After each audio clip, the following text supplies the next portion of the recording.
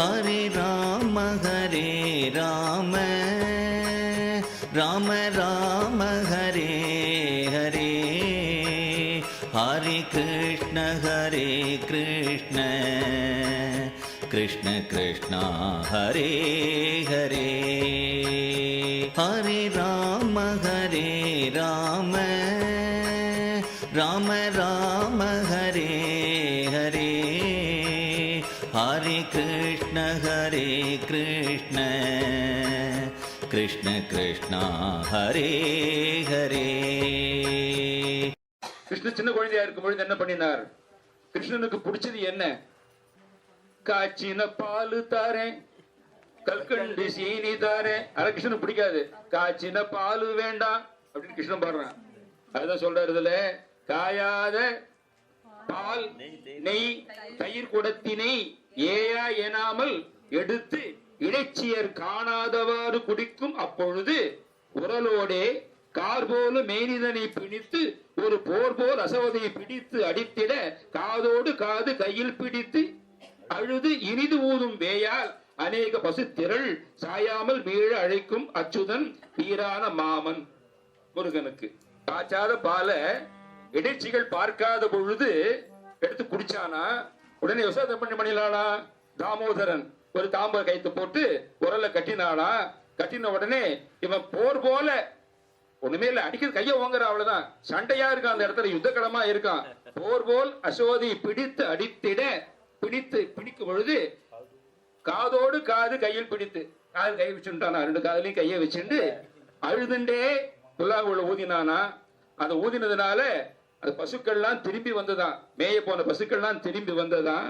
மேலே அழைக்கும் அச்சுதன் அப்படின்னு அந்த கிருஷ்ணாவதாரத்துல கிருஷ்ணனுடைய அழகு ரொம்ப அழகா சொல்லியிருக்காரு. அதை பார்ப்போம். காயாத பாலை தவிர்குடத்தினையே நாமல் எழுத்திடைச்சிகள், காயாத பாலை குடத்தினையே நாமல் எழுத்திடைச்சிகள், காணாதவாறு குடிக்கும் அப்பொழுது குரலோடே, காணாதவாறு குடிக்கும் அப்பொழுது குரலோடே, இடைச்சிகள் காணாதவாறு குடிக்கும் அப்பொழுது குரலோடே,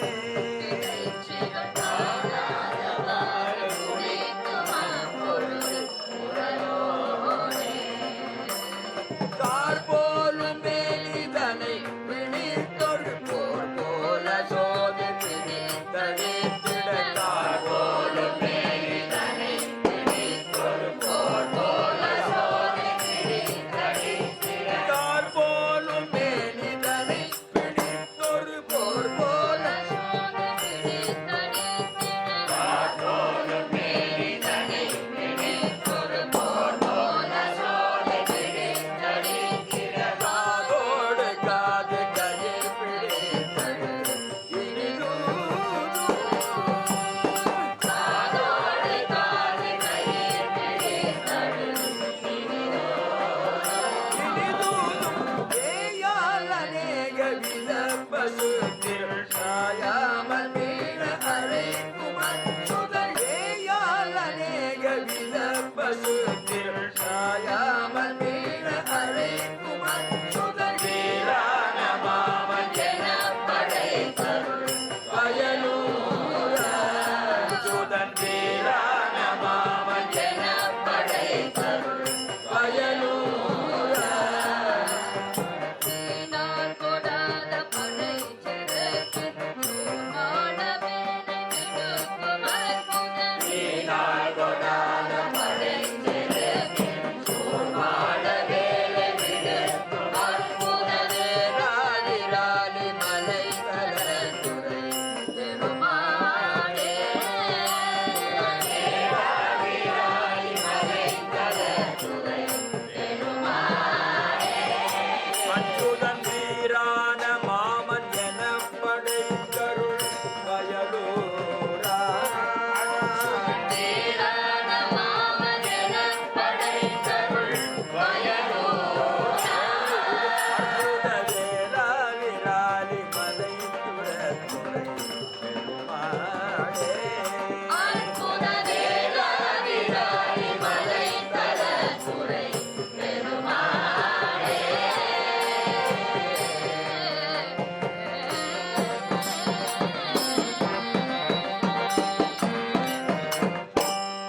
முருகா சரணம். வேலும் மயிலும் சேவலும் துணை. ஜெய் ஸ்ரீராம். மாயா சுரூப என்ற விராலிமதி திருப்புகழின் 2வது பகுதியில் பாடப்பெற்ற கிருஷ்ணலீலைகளை கேட்ட மகிழ்வில் ராமகாதைக்கு செல்வோம். தந்தை சொன்னதாக தன் வளர்ப்பு தாய் ஆணையை கேட்டு ஸ்ரீராமர் வனவாசம் செல்ல புறப்படுகிறார் என்று சென்ற பதிவிலே பார்த்தோம். கைகேயி வாயிலிருந்து புறப்பட்ட விஷம் போன்ற சொற்களை கேட்ட தசரதர் கீழே விழுந்தார். மனம் உடைந்து கொல்லன் உலைக்களம் போல வெப்ப பெருமூச்சு விட்டார். கைகேயி மேல் கோபம் தடைக்கேற ஒன்றும் செய்ய முடியாமல் திகைத்தார். மனமும் புலன்களும் மரண காலம் போல கலங்கின. செய்வதறியாது தவித்தார். அவர் கொடுத்த வரத்தில் ஒன்று நெஞ்சில் பாய்ந்து புண்ணாக்க, மற்றொன்று அந்த புண்ணில் தீயென பாய்ந்தது. இவ்வளவு துன்பங்களையும் தசரதர் அனுபவிக்கும் பொழுதும் கைகேயி கண்களில் எந்த மாற்றமும் இல்லை. அரசன் செயல் இழந்து உணர்வு ஒழிந்து கீழே சவம் என கிடந்தார். தசரதர் கட்டளையிட்ட காரணத்தினால் முடிசூட்டுக் கொள்ள ராமர் சம்மதித்தாரே அன்றி விரும்பி இந்த ராஜ்யபாரம் ஏற்க சம்மதிக்கவில்லை. எனவே இப்பொழுது ராஜ்யத்தை பரதனுக்கு கொடுத்துவிட்டு தான் வனம் சென்று தவம் மேற்கொண்டு புண்ணிய நதிகளாடி 14 ஆண்டுகள் முடிந்த பின் வா என்று தந்தை ஆணையிட்டதாய் தாய் கூறியதும் மட்டற்ற மகிழ்ச்சி அடைந்து வண்டியில் பூட்டப்பட்ட மாடு கட்டவிழ்த்து விடப்பட்டது போல உணர்ந்தார். ராமர் கைகேயை தொழுது நமஸ்கரித்துவிட்டு தன்னுடைய தந்தை இருந்த திசையை நோக்கி வணங்கி புறப்பட்டு நேரே தன்னை பெற்ற தாய் கோசலையின் மாளிகையை சென்றடைந்தார். அங்கே கோசலை ராமனை முடிசூடிய கோலத்திலே அதற்குரிய கொடை முதலான சிறப்புடன் தன் மாளிகைக்கு வருவான் என்று மகிழ்ச்சியோடு எதிர்பார்த்துக் கொண்டிருந்தவளுக்கு ராமர் வெறும் கையனாய் போய் நின்றதும் கோசலை அதிர்ச்சியுற்றாள். தன் காலடியில் விழுந்து வணங்கிய ஸ்ரீராமரிடம் மனம் நெகிழ்ந்து அவரை மனதார வாழ்த்திவிட்டு, ஏனப்பா, நீ முடிசூட்டுக் கொள்வதற்கு ஏதேனும் இடையூறு நேர்ந்து விட்டதா என்கிறாள். நடந்து பற்றியெல்லாம் தன் தாயிடம் சொன்னால் அவள் மனம் உடைந்து போவாள் என்று கருதி ராமன் கைகளை கூப்பி தன் தாயை கும்பிட்டு, அம்மா, உன் அன்பு மகன் குற்றமற்ற குணமுடைய பரதன் முடிசூடப் போகிறான் அம்மா என்றார். அப்படியா? உன்னை காட்டிலும் நிறைகுணங்கள் உடைய பரதன் நல்லவன், முடிசூட பொருத்தமானவன். இருந்தாலும் மூத்தவன் இருக்க இளையவன் முடிசூடுவது நம் குலத்தில் இதுவரை இல்லையே, அதுதான் குறை என்றால் அந்த பெருந்தன்மையான தாய் கோசலை. ராமா, மன்னர் கட்டளைப்படி பரதனுக்கு ராஜ்யத்தை கொடுத்துவிட்டு அவனோடு ஒன்றுபட்டு பல்லூழி காலம் நலமாய் வாழ்வாயாக என்று வாழ்த்தினாள். தாயின் உரை கேட்டு மகிழ்ந்த ராமர், நான் நன்னெறியில் உய்யும் பொருட்டு நான் 14 ஆண்டுகள் வனவாசம் சென்று அங்கு வாழும் பெரும் தபசிகளோடு தகி இருந்து வர வேண்டும் என்று மன்னர் கட்டளையம்மா. அதனை கேட்ட மாத்திரத்திலே கோசலை பெரிதும் வருந்தினாள், மயங்கினாள், விண்ணி அழுதாள், விழுந்தாள். சோகத்தின் எல்லைக்கே சென்றாள்.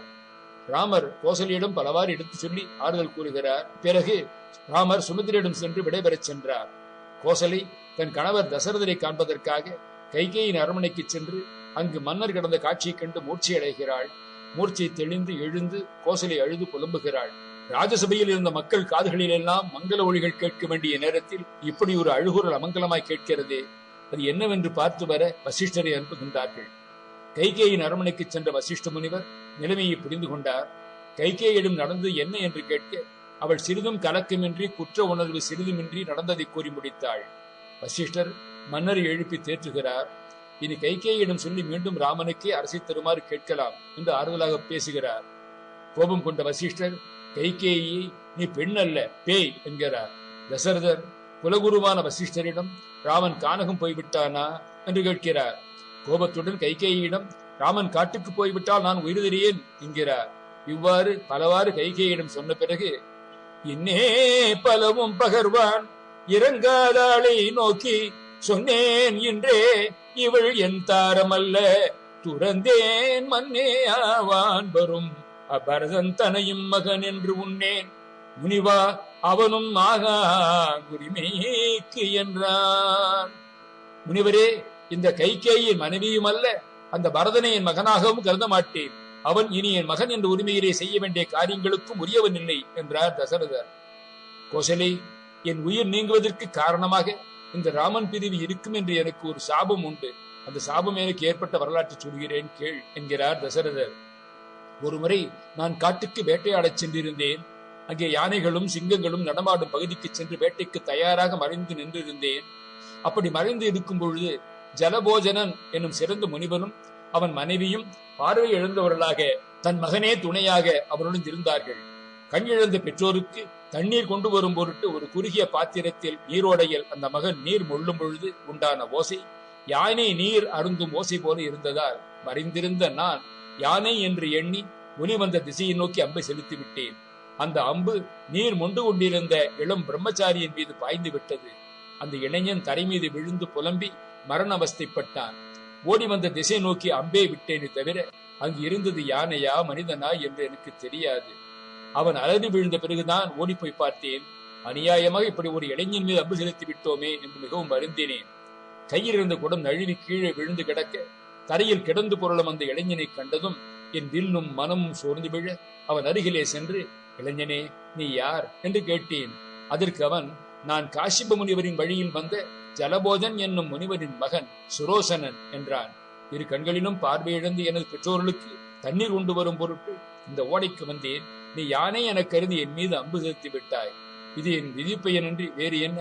நீ என்ன செய்வாய்? வருந்தாதே என்று அந்த இளைஞன் சொன்னான். என் பெற்றோர் தண்ணீர் வெட்கையால் தவித்துக் கொண்டிருப்பார்கள். எனவே நீ உடனே அவர்களுக்கு தண்ணீர் கொண்டு போய் கொடுத்து என் நிலைமையை கூறி என் இறுதி நமஸ்காரங்களையும் அவர்களிடம் தெரிவித்து விடு என்றான். அவன் பிறகு உயிர் நீத்தான். மைந்தன் கேட்டுக்கொண்டபடி அவன் பெற்றோருக்கு நீரையும் இறந்த மகனின் உடலையும் எடுத்துக்கொண்டு போய் அந்த பார்வையிழந்த பெற்றோர் இருக்குமிடம் சென்றேன்.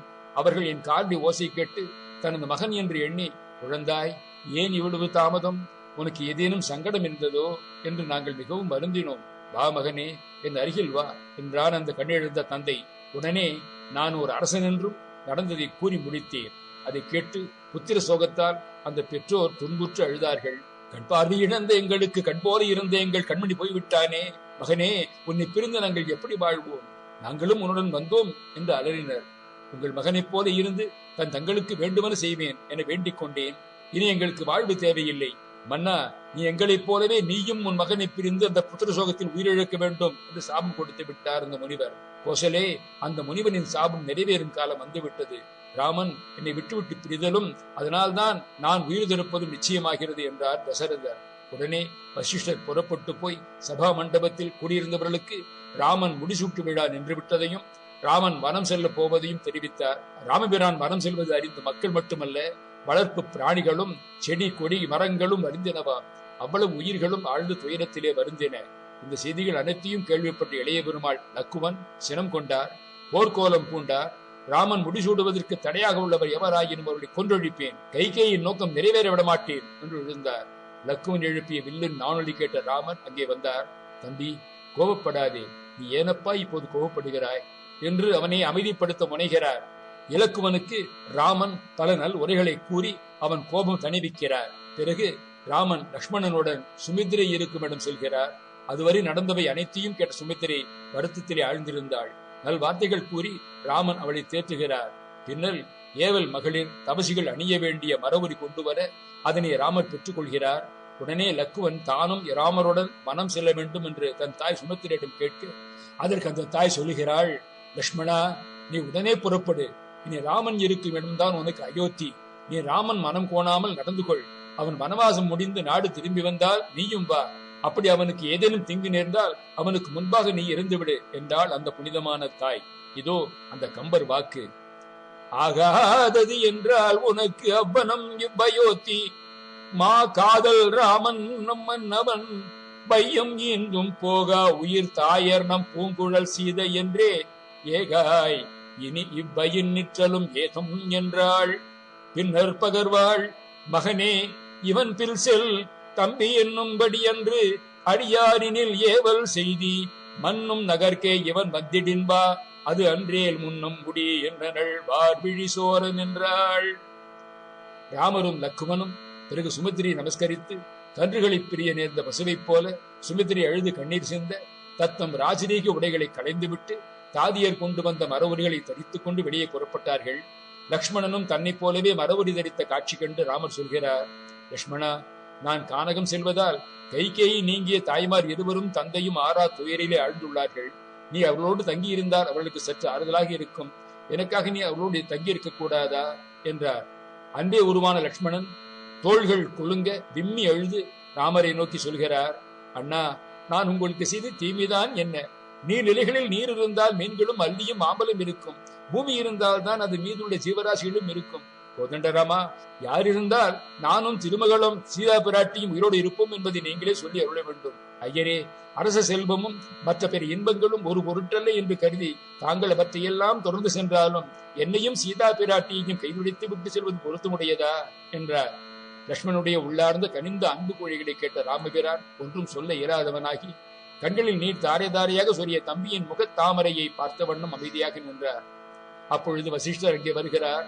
அவரை இருவரும் வணங்குகிறார்கள். மெய்ப்பொருளை உணரும் தன்மை உடைய வசிஷ்டர் அவ்விருவர் தோற்றத்தையும் கண்ட மாத்திரத்திலே அவர்களது நோக்கத்தை அறிந்து மனவேதனை அடைந்து நம்பசம் இழந்தார்.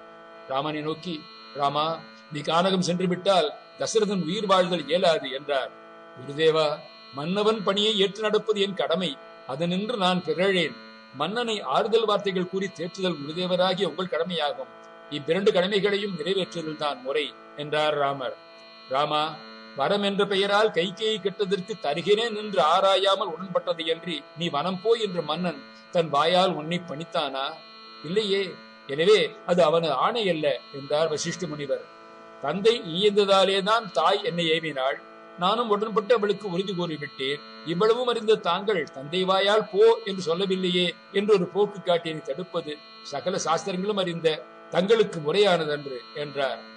வசிஷ்டர் ஒன்றும் பேச முடியவில்லை. ராமரும் லட்சுமணனும் அவரை தொழுது அரண்மனை வாயிலை நோக்கி நடந்தார்கள். குமரர் இருவரும் வீதியிலே நடந்து செல்வதைக் கண்டு நகர மாந்தரும் பிறரும் பெரும் துயரமடைந்தார்கள். ராமர் வனம் புகுவதால் நன்மை அடையப் போகும் தேவர்களே கூட வருந்தி நின்றார்கள் என்றால் மற்றையோர் நிலை கேட்க வேண்டுமா? ஊரும் மக்களும் மற்ற உயிரினங்களும் அறிந்து வாட இருவரும் சீதை இருக்குமிடம் சென்றடைந்தார்கள்.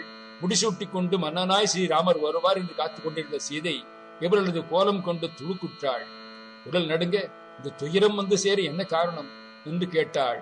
சீதா, பரதன் நாட்டை ஆளவும் நான் காடு செல்லவும் பெற்றோர் படித்தார்கள். அதனை சிறைமேல் கொண்டு நான் என்றே கானகம் புறப்படுகிறேன். மீண்டும் வருவேன். நீ இங்கே வருத்தப்படாமல் இரு என்றார்.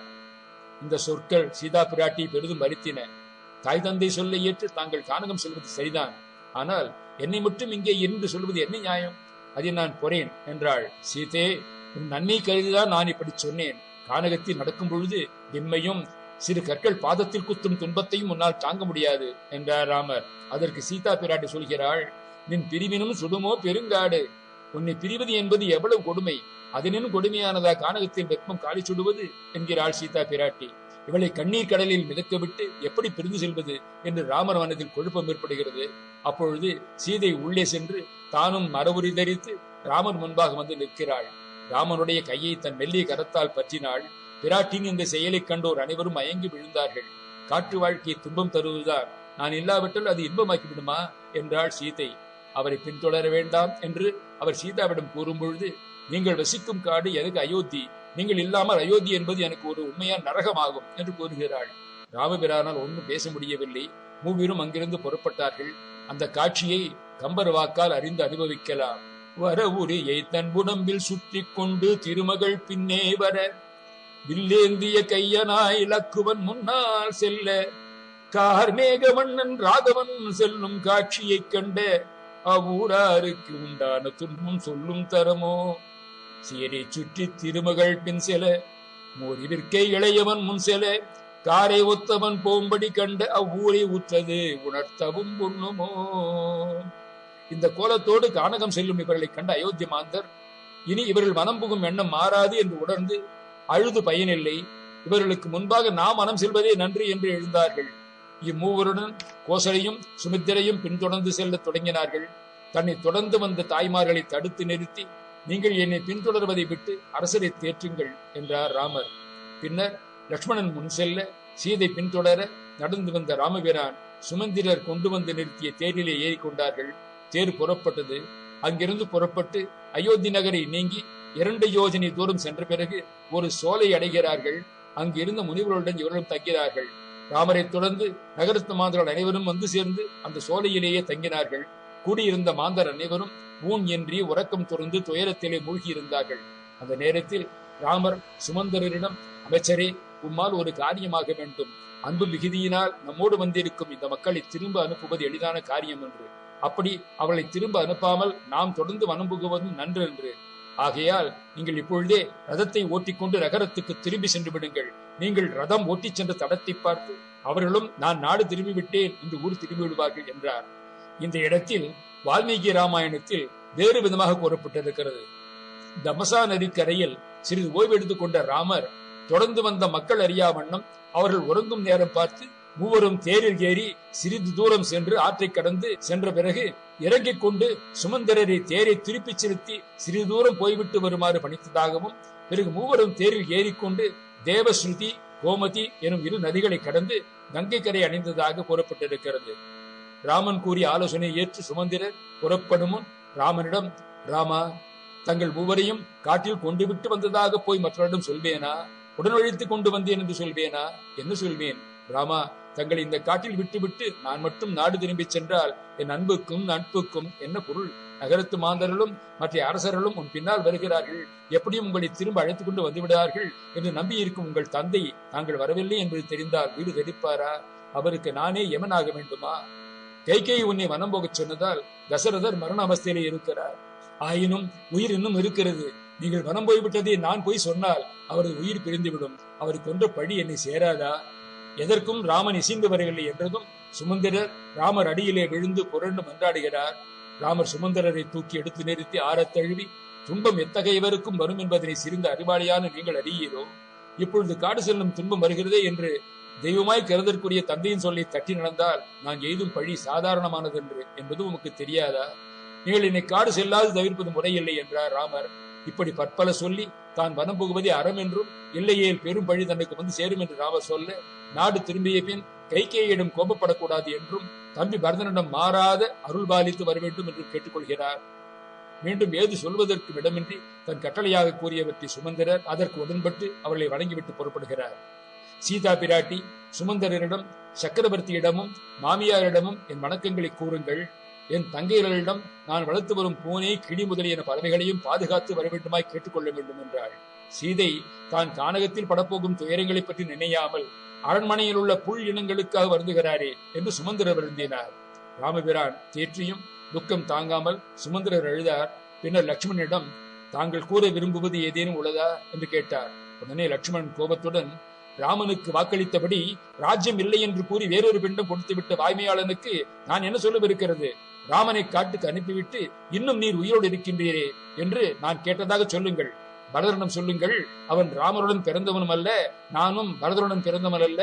சத்ருகனன் பரதருடன் சாழ்ந்து ஒழுகலால் அவன் என் தம்பியும் அல்ல. ஆயினும் ராமனுக்கு எவர் தீங்கு நினைப்பினும் அது பரதனே ஆயினும் அவர்களை அழித்து ஒழிக்கும் ஆற்றுடையவன் நான். என் ராமனை தவிர வேறு யாரையும் நான் மன்னனாக கருதவில்லை என்றார். அப்பொழுது ராமபிரான் தம்பி லட்சுமணனை நோக்கி, தம்பி லட்சுமணா, நீ நேர்மையற்ற வார்த்தைகளை பேசாது என்று ஆணையிட்டார். லக்குமன் கோபம் தணியவும் சுமந்திரர் இவர்களை பணிந்து பின் தேர் நிறுத்தி இருந்த இடம் நோக்கி செல்கிறார். சுமந்திரன் சென்ற பிறகு ராமர் மற்ற இருவரோடும் புறப்பட்டார். சூரிய உதயத்துக்கு முன்பாக இரவிலேயே 2 யோஜனை தூரம் நடந்தார்கள். ராமர் வெளியேறிய பிறகு ராமன் காட்டுக்கு போய்விட்டான் என்பதை கேள்வியுற்ற தசரதர் கவலை தாங்காமல் உடனே இறந்து விட்டார். கைகேயி ஒருத்தியின் செயலால் கோசலை சுமித்திரை விதவையாயினர். இந்த பழியும் கைகேயி ஏற்க வேண்டியதாயிற்று. முருகாசரணம். முகராமர்ப்பணமஸ்து.